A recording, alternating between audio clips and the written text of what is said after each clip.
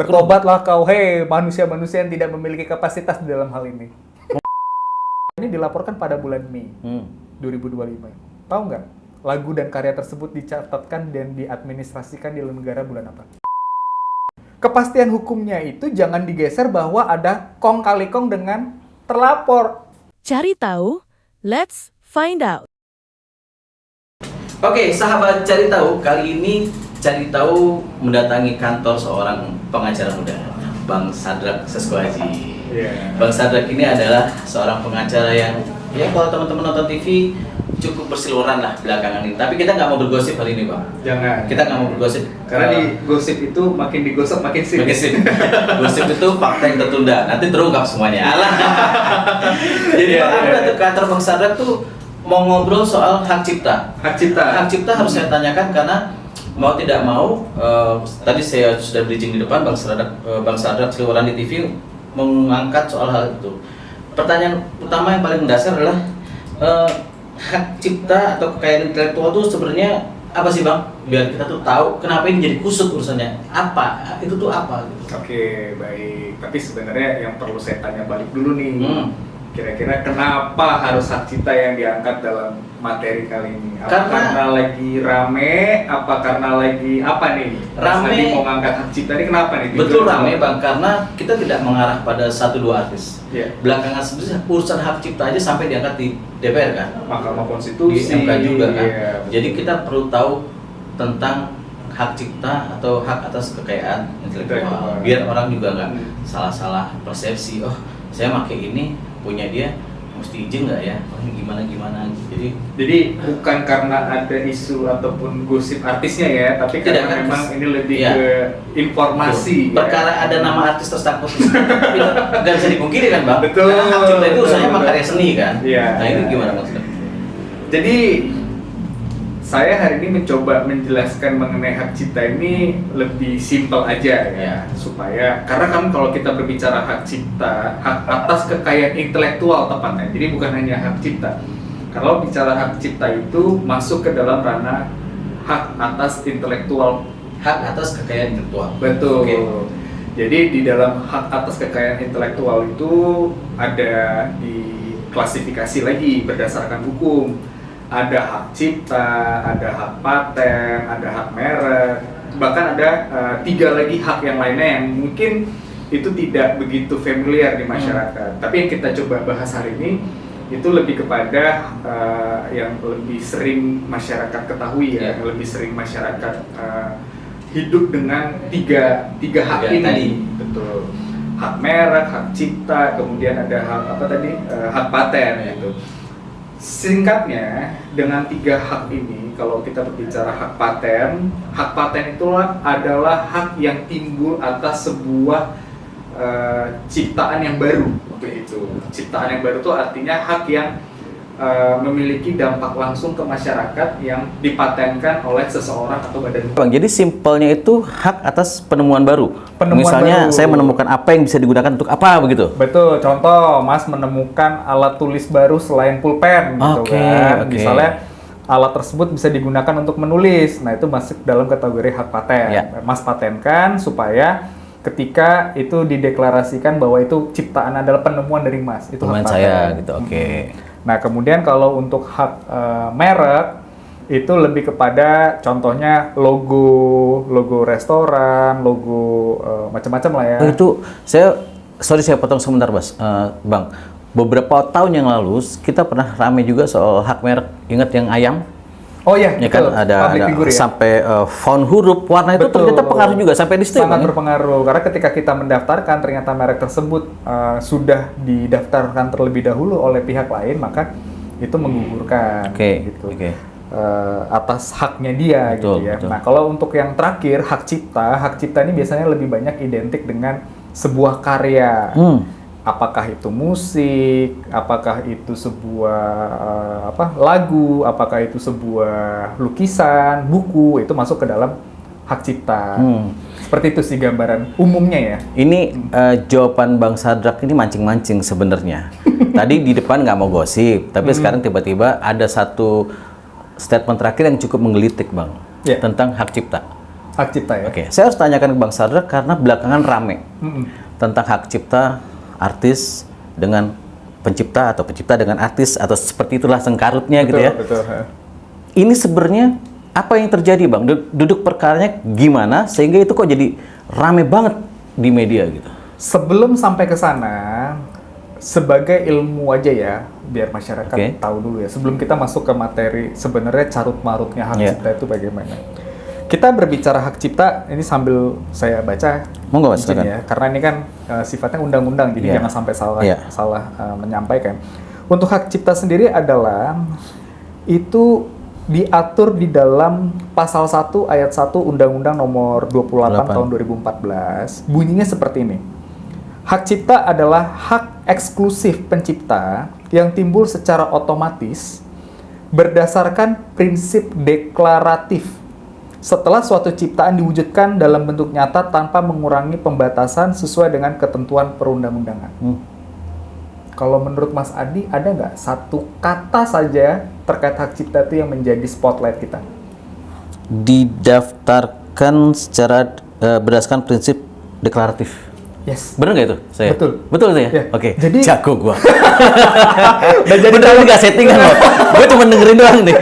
Nah, ini hal yang menarik. Deklaratif di sini tuh artinya ketika suatu ciptaan itu dideklarasikan, maka secara otomatis itu sudah menjadi milik dari si Pencipta. penciptanya. Satu-satu ya, Bang ya? Ya, Dideklarasikannya seperti apa? Saya sih ngebayanginnya kayak proklamasi dibaca di depan umum atau di media, kalau zaman dulu tuh di media koran 7 hari berturut-turut atau gimana? Dideklarasikannya itu gimana?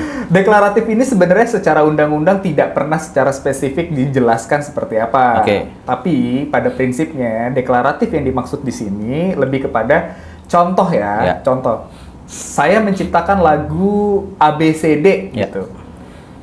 Lagu ABCD ini saya perdengarkan, kemudian saya publikasikan dalam materi apapun. Baik Oke. itu digital, baik itu dalam bentuk manual atau apapun. Fisik segala macam. Iya, fisik dan sebagainya. Itulah sifat deklaratif. Artinya, secara tidak langsung maka itu sudah terdeklarasikan dan itu sudah menjadi milik saya. Oke. Sudah lagu ABCD itu Iya. gitu. Ini kalau kita berbicara Oke. musik ya, Oke. di lagu ya. Nah, menurut undang-undang di dalam pasal 1 ayat 1 Undang-Undang Nomor 28 tahun 2014 artinya ketika si pencipta mendeklarasikan, maka sudah otomatis itu adalah milik dia Oke. lagunya. Seperti itu penjelasan saya terkait dengan Undang-Undang Hak Iya. Cipta. Nah, tadi kalau Mas Adi sedikit singgung rame-rame. ya Rame-ramenya sekarang. kenapa gitu? Nah, ini menurut saya ada mungkin pemahaman yang kurang dipahami dari yang rame-rame ini, Iya. gitu. Pelaku-pelaku yang rame-rame ini, karena dia tidak memahami esensi dari hak cipta. Itu simpelnya. Mas, Bang, boleh nggak saya tanya POV masyarakat biasa ya? Ya, silakan. Masih pertanyaan yang kedua ini nih. Si penyanyi menyanyikan lagu itu, Iya. ya kan? Perlu izin nggak? Konteksnya apakah orang lain berarti nih ya? Orang lain dong, orang- mau menyanyikan lagu tersebut. Lagu ABCD tadi. Jawabannya sangat perlu izin. Tapi ketika kita membahas kalimat ataupun kata izin ini harus hati-hati. Izin itu banyak nih artinya. Izin yang dimana memang izin secara manual Ketemu ya. nih. Minta izin ya, Saya Mas nyanyiin Adi ya. saya boleh nyanyiin ini Oke. ya. Atau izin secara administrasi. Nah, ini menarik nih. Ya, itu tolong benar-benar dipahami karena disinilah yang menurut saya terdapat pemahaman yang kurang tepat terkait dengan izin tersebut gitu. Nah, kalau kita bahas lagi tadi kita masuk lagi nih ke undang-undang ya. Ya. Kalau kita pahami izin yang dimaksud ini bagaimana sih sifatnya? Iya. Apakah harus dicatatkan secara administrasi atau izin Yang secara manual tadi manual. bertemu dan sebagainya. Nah, yang pertama memang yang perlu kita lihat izinnya ini ya benar yang tadi Mas Adi sampaikan itu memang izin melalui mungkin by telepon ataupun ketemu langsung. Tetapi ada juga hal secara administrasi yang memang ketika suatu karya tersebut dipublikasikan, maka ini bukan harus. Saya juga takut ya kalau misalnya dibilang harus ya, tapi pada prinsipnya yang kami ketahui sebagai praktisi hukum, ketika sifat izinnya ini harus punya administrasi secara tercatat dulu di Dirjen Haki. Ya. Nah, yang menjadi masalah sekarang, Ternyata kalau kita berbicara karya cipta lagu 20 tahun yang lalu, 30 tahun yang lalu, 40 tahun yang lalu, lagu itu belum ada di Haki. belum aja dihakiin. Oke, makin paham nih saya. Jadi ternyata lagu yang diributkan itu belum ada di Haki, belum dihakiin. Jangan bicara yang diributin ya, tapi Oke, beberapa lagu, pada kasus ini ya. Pada banyak kasus Ada lagu yang belum tersebut, dihakiin. Iya, Oke. belum dihakiin. Hakinya kenapa? Kadangkala era haki-haki mendaftarkan haki ini kan kalau nggak salah ini baru 10-15 tahun belakang ya. Nah, sehingga di Dirjen Bagaimana Haki. dengan nasib lagu-lagu yang udah terbit Awas. 20 tahun yang lalu, 30, 40 tahun yang lalu? Ini kan menjadi sebuah polemik nih, gitu. Nah, ketika berbicara mengenai administratif ini, trennya tuh baru sekarang. Karena kalau orang zaman dulu itu biasanya cukup dia ketika dia ciptakan sebuah karya lagu, musik, dideklarasikan, kemudian langsung dimasuk ke publishing, nanti publishing lah yang mengkolek royaltinya. Betul. Begitu kan? Jadi tidak ada kesadaran dari si para pencipta ini untuk ya udah deh, untuk kedepannya nanti kalau ada apa-apa lebih baik saya daftarkan di Dirjen Haki. Karena memang Dirjen Haki ini juga baru belakangan inilah yang aktif untuk mencatatkan itu ya, sifatnya. Gitu. Inilah yang menjadi looping lah kekosongan kepastian hukum itu sih sebenarnya. Selain bicara hukum, Bang, ada nggak kayak misalnya tanggung jawab saya katakanlah tanggung jawab sosial, misalnya Bang, lagu ABCD saya nyanyiin ya di satu panggung besar, tidak di recording nih, di panggung aja. Nih Bang, ada untuk tambah-tambah beli gas deh, kayak gitu. Jangan-jangan ada hitung-hitungan ekonomis kayak gitu, Bang? Begini, ini menarik nih kalau Mas Adi tadi menyampaikan ekonomis ya, karena kalau kita mengacu ke tadi ya, undang-undang itu memang juga dijelaskan mengenai hak yang timbul dari sebuah karya cipta. Kita berbicara lagi nih, agak mundur lagi sedikit ke belakang. Hak cipta sendiri kan memang ketika dia dideklarasikan itu langsung secara otomatis terdapat dua hak di situ dari pencipta. Hak moral, hak ekonomis. Ya. Hak moral itu apa? Nah, yang tadi Mas Adi sebutkan, izin. Ya kan? Untuk saya membawakan lagu ini dan sebagainya. Kemudian ada satu lagi hak secara ekonomis. Kalau kita berbicara hak ekonomis berarti sudah melekat ke royalti. Uang nih kita bicarakan. Gitu. Nah, walaupun sebenarnya untuk memperoleh royalti tersebut memang ada hak moral dulu, karena begini. Walaupun memang nanti secara pengkolekan royalti itu kan dilakukan oleh sebuah lembaga, lembaga sendiri ya yang mengkolek tersebut, ada singgungan dengan hak moralnya. Hak moralnya itu dia izin. Misalnya nih Mas Adi datang ke saya, Mas Adrak, saya mau nyanyikan lagu A nih gitu. Yang menjadi masalah adalah ketika hak moral ini dipersoalkan, harus meminta izin. Nah, kalau satu penciptanya kita nggak tahu. Yang kedua, jika penciptanya sudah tiada, almarhum. Masa ya gue harus telepon ke liang kubur, bos, gue pakai lagu lu dulu ya.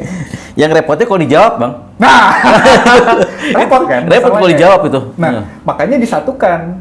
Biasanya ketika kita membayarkan royalti kepada sebuah lembaga, maka secara otomatis itu sudah merepresentasikan izin biasanya. Ya, betul. Artinya apa? Dua hak terkait hak moral dan hak ekonomis itu sudah diakomodir di situ dengan kita membayarkan royalti. Artinya itu merupakan izin. Yang repot nih sekarang ya, Mas, yang lagi rame-rame nih, ya salah satu public figure dilaporkan di Polda Metro Jaya karena ada dugaan pelanggaran royalti. Contohnya, royalti. Nah, ketika ditanya sama teman-teman media, misalnya, apa sih yang diminta dan dikejar dari hak royalti itu? Saya nggak minta uang, gitu kan. Saya hanya minta, masa seorang penyanyi nggak tahu sih siapa penciptanya? Repot kan? Nah, emang kalau ketika seorang penyanyi di atas panggung, dia mau menyanyikan sebuah lagu yang memang sudah ditunjuk dari si penyelenggara acara, Betul. ya Dia harus tanya dia siapa harus penciptanya. hubungin dulu, bentar bro, acaranya kita berhenti dulu, gua telepon dulu nih pencipta lagu ini. Lu yang bener lah. Nggak mungkin kayak begitu kan. Artinya apa? Artinya sebenarnya itu bisa di switching. Switching dengan menggunakan apa? Gue membayar royalti. Dengan gue membayar royalti artinya secara moral dan secara ekonomis itu sudah terfasilitasi. Self-prestasi, betul. Seperti itu. Jadi yang kemarin ribut-ribut terkait seorang public figure penyanyi yang dilaporkan ya karena kan dia sendiri juga bingung sebenarnya. Ini yang mau gue kejar apa sih? Izinnya kah? Atau mau minta uangnya? Makanya kenapa perkara tersebut Atau cuman dihentikan. tes ilmu, tahu nggak lo siapa penciptanya? Ya gitu kan. Kalau maksudnya gini bang, kalau tahu penciptanya ya, saya sih pikiran umum aja ya, ya itu penyelenggara lah yang bertanggung jawab kan, entah IO, Betul. entah siapa, pokoknya penyelenggara yang menyodorkan nanti kamu nyanyi ini ya. Betul. Urusan belakang ya urusan IO, bener nggak kayak gitu? Administrasi itu kan sih. Bener gitu ya? Karena memang Oke. secara peraturan perundang-undangan, makanya kenapa adanya lembaga manajemen kolektif, ya kan, yang dibentuk oleh secara masyarakat gitu. Artinya apa? Dengan penyelenggara membayarkan hal tersebut itu dianggap bahwa satu telah meminta izin dan yang kedua juga telah membayarkan kompensasi atas penggunaan karya Iya, tersebut. betul. Artinya sudah dilakukan proses itu, sudah menghargai. Jadi ketika tiba-tiba nanti kayak contoh yang ada salah satu penyanyi lah ya, tiba-tiba dilaporkan di Polda Metro Jaya, kemudian ketika diwawancara media juga dia bingung. Iya, apa yang dikejar Apa gitu ya? yang dikejar? Mau nyebut Tanggung jawab gua apa gitu Iya, ya? hak moralnya. Iya. Hak moral berarti kan harus izin. Nah, Iya. masa iya harus penyanyi juga yang minta izin Iya. kepada si itu kan penyelenggara itu. Betul. Fungsinya dari lembaga kolektif manajemen kolektif itu apa? Itu yang ngatur. Iya, selain meminta izin kan otomatis juga membayarkan royalti ke sana. Nah, itu menjadi menarik Bang, karena Abang tadi menyinggung soal haki yang baru belakangan menjadi namanya naik lah ya. Orang baru sadar bahwa ada haki di situ. Terus Iya. berarti memang pendaftaran atas karya itu sebegitu pentingnya Bang ya untuk mencegah hal seperti ini tidak terjadi lagi ke depannya Bang. Betul. Kenapa? Karena nanti kalau tidak kita mencatatkan karya tersebut di negara, ketika terjadi konflik dan itu hanya mengharapkan dari publishing bahwa itu merupakan karya si A, si B, si C, ya itu secara kekuatan hukum juga agak lemah sih menurut saya. Artinya di sini juga negara tuh sebenarnya sudah menunjukkan tanggung jawabnya dia dengan fasilitasi itu. Gue harus mencatatkan karya gue di situ. Gitu. Nah, terus pendapat Abang sekarang terhadap kasus yang lagi rame, entah siapapun itu, akhirnya Polda sudah mengambil sikap kan? Sangat-sangat sudah mengambil sikap. Dan Pandangan jelas. Abang terhadap sikap Polda itu seperti apa? Itu sudah clear, jelas. Karena dari awal kan kita mengambil contoh si A inilah ya. Si A ini dilaporkan di Polda Metro juga yang dilaporkan A misalnya. Ya kan, atas dasar kalau nggak salah apa ya pasalnya, kalau nggak salah kemarin pasal 113. Iya, 113 Ya, Junto 9 ya. Iya. Undang-Undang 28 tahun 2014. Di dalam pasal 113 itu jelas yang dipersoalkan adalah masalah hak ekonomis. Tadi katanya nggak minta apa-apa. Tadi katanya nggak minta apa-apa. Yang bener dong ngomong lapor. Yang penting tahu penciptanya aja. Nah, ya kan? sekarang kita udah tahu nih. Udah tahu terus mau ngapain? Gitu. Nomor rekening berapa, Bang? Hah? Nomor rekening berapa? Nah, kalau kita sedikit singgung ini di dalam pasal 113 itu kan jelas bahwa yang dimintakan di situ adalah hak ekonomi ya, ekonomi. Nah, ini menarik nih hak ekonomi. Hak ekonomi adalah hak yang diperoleh oleh seseorang atas penggunaan karya Oke. cipta ya. Nah, ketika si pencipta ini tiba-tiba menuntut hak ekonominya, harus dipelajari. Oke. Siapa yang menikmatinya lagu tersebut? Oke. Prosesnya seperti apa? Inilah baru masuk ke yang namanya 3 hal. Harus paham dulu yang namanya synchronization right, performing right, kemudian ada satu lagi apa tuh? Mechanical right. Oke. Kalau kita berbicara mechanical right, itu jelas di dalam mechanical right itu adalah proses untuk mengcover lagu memperbanyak, memproduksi, ya kan, sebuah lagu yang dimana nanti dari hasil produksi itu dia memperoleh uang. Dan itu tidak dilakukan. Dilakuin nggak? Sampai yang rame-rame itu nggak Nggak. dilakukan kan? Oke. Nggak ada dilakuin. Satu. Kedua, tadi terkait dengan apa tadi? Mechanical performing right. Iya, performing. Performing right itu ketika Mas Adi lagi di atas panggung, ya, menyanyikan sebuah lagu. Maka kan tadi harus ada izin kan? Betul. Nah, dalam bentuk apa izinnya itu? Berarti membayar royalti. Oke. Ya kan? Yang membayar siapa? Penyelenggara seharusnya. Penyelenggara. Itu aturan hukumnya jelas. Ya. Bukan si penyanyi. Penyanyi nggak tahu apa-apa. Penyanyi di sini hanya diminta datang ke sebuah acara, menyanyikan lagu, kemudian secara administrasi izinnya, pembayaran royaltinya itu akan dibebankan kepada si penyelenggara. Oke. Itu bahkan Berarti sampai putusan MK pun jelas. Dua udah. Oke. Nggak terbukti. Ketiga, synchronization right. Oke. Synchronization right ini adalah penggunaan karya-karya lagu yang dipergunakan untuk, contoh gampangnya, soundtrack film, bikin iklan pakai lagu itu, Jingle. jingle, itu synchronization Dan right. itu tidak. Dilakuin nggak? Enggak. Oke. Kemudian apa lagi yang mau dikejar di sini? Oh. Berarti pasal 113 Junto 9 itu gugur. Ya, Mas Adi, menurut Mas Adi gugur nggak? Penjelasan dari Bang Sadrak karena ada 3 item itu dan 3 item itu nggak ada semua, tidak terbukti Enggak semua. juga. Makanya kemarin dia sendiri ribut pelapor ini. Yang dikejar apa? Mechanical right? Enggak. Performing right? Enggak. Synchronization right? Enggak juga. Hak moral? Oke lah kita berbicara hak moral. Hak moral berarti kan nggak berbicara uang. Ya. Ya kan? Berarti bersifatnya izin. Siapa yang harus minta izin? Makin clear sebenarnya masalahnya. Makin Sebenarnya clear. gampang sekali. Makanya sebenarnya pesan saya kepada siapapun itu ya, saya nggak mau nyebut nama di sini. Tapi kalaupun dia memang berpraktisi hukum, coba lebih belajar lagi sebelum melaporkan seseorang. Karena ya memang itu Takut-takutnya dia salah alamat. salah alamat jelas konteksnya di situ.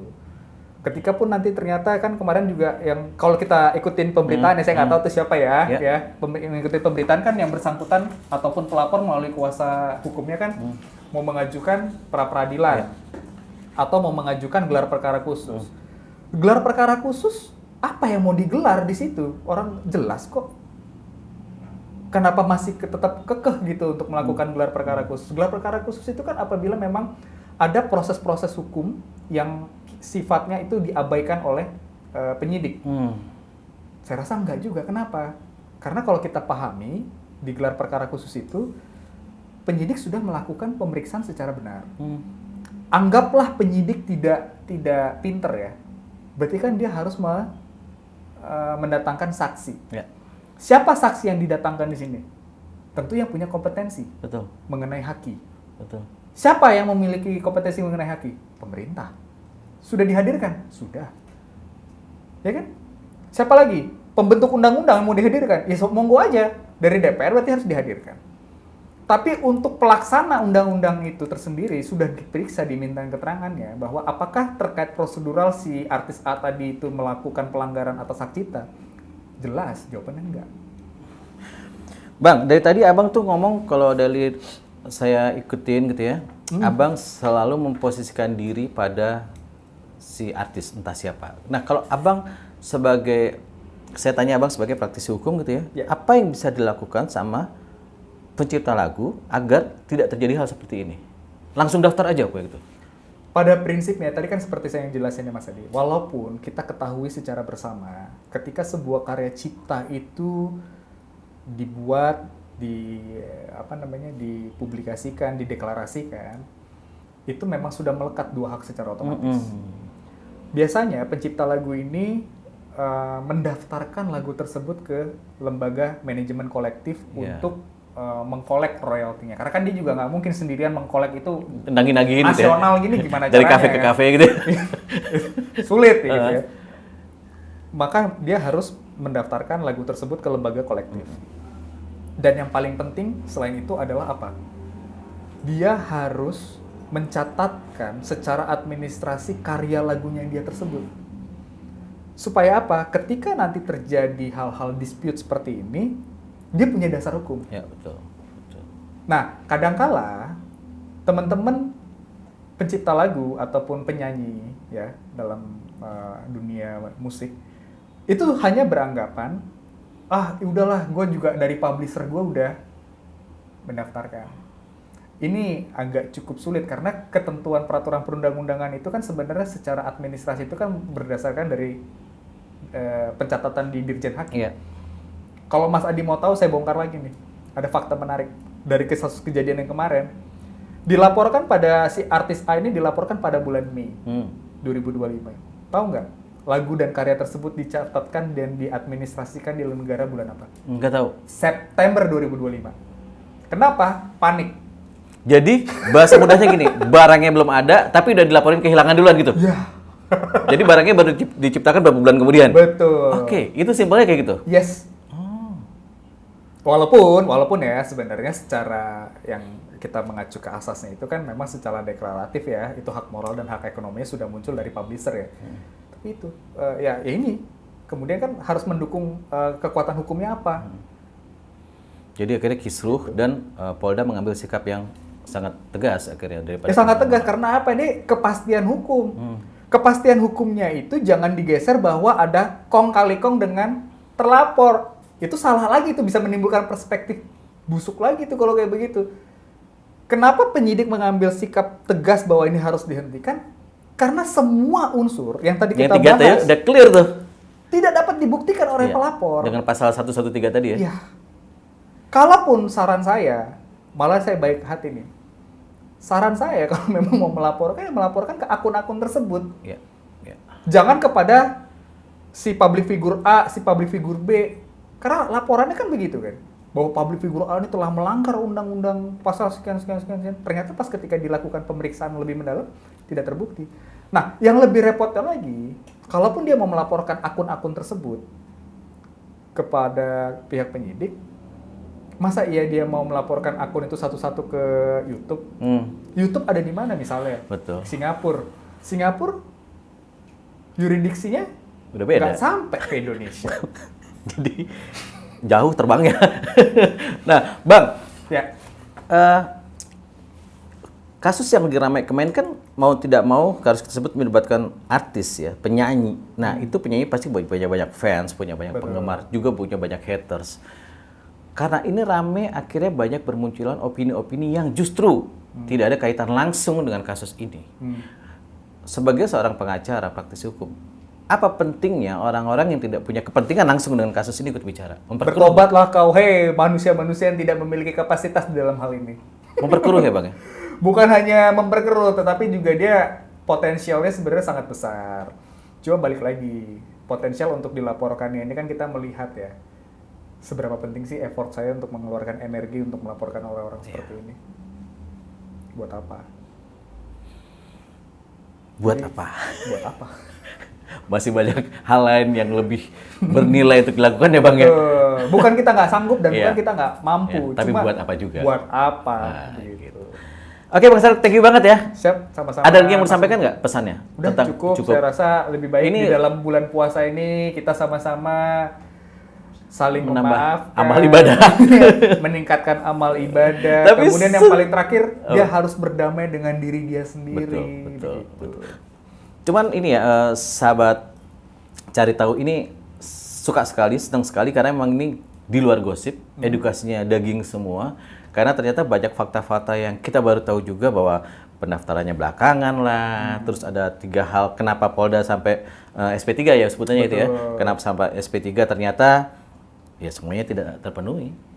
Iya kan? Unsurnya, Unsurnya tidak terpenuhi. Betul. Sekali lagi Bang Sadak, thank you ya. Siap, Semoga sama-sama. teman-teman makin paham kasusnya, jadi jangan ribut sama gosip kanan kiri, tapi inilah faktanya. Oke, thank you. Terima kasih.